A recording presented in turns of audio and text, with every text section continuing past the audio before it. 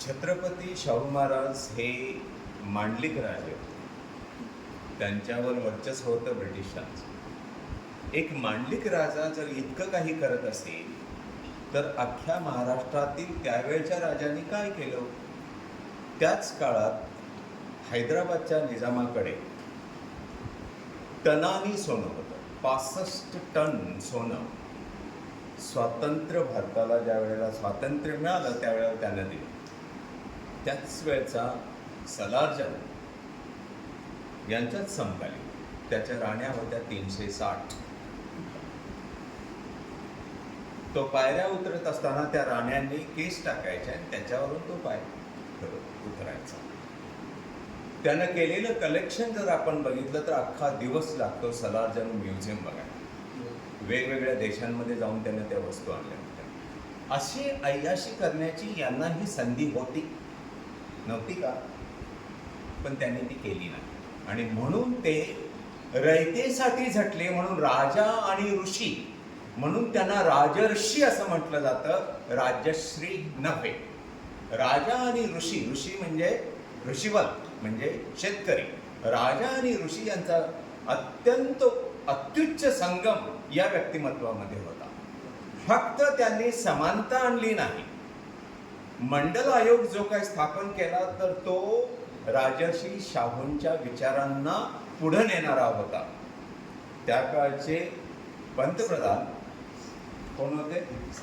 VP Singh. त्यांनी राजर्षी शाहूंना आदर्श मानून तो मंडल आयोग आणला. फक्त आपल्याला शिक्षणात त्यांचं कार्य दिसतं.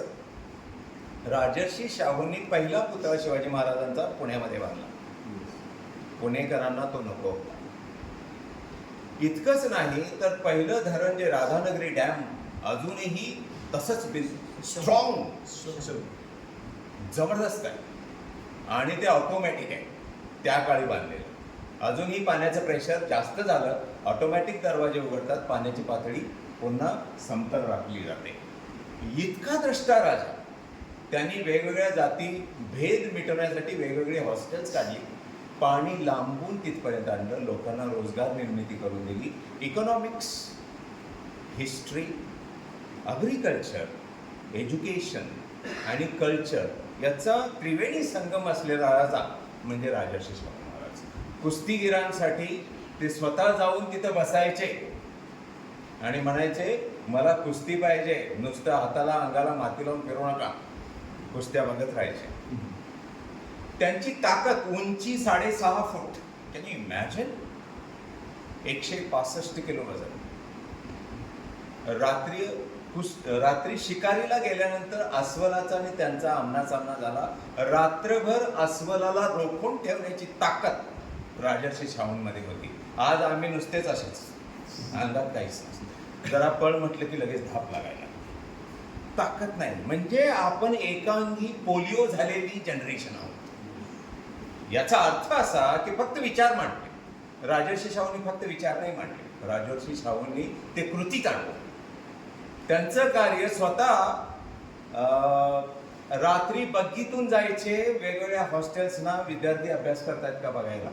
लालटेनची काच जर काळी झाली असेल तर ते स्वतः पुसायचे आणि लावायचे. कोणता राजा करतो? आम्ही आळशी साधा चहा करून घेत नाही स्वतःसाठी. लगेच काय कशावरून मागवतो? स्विगी, झोमॅटो. कारण आमच्या खिशात पैसा फुलत आहे. बरोबर? द्रष्टेपणा असला पाहिजे. याचं म्हणजे त्यांनी फक्त मूल्ये दिली नाहीत समाजाला, ते स्वतः आता मूल्य झालेत. आता हे मूल्य आपण जर जोपासलं राजर्षी शाहूंचं तर खऱ्या अर्थाने यांना आपण आदरांजली देऊ असं मला वाटतं.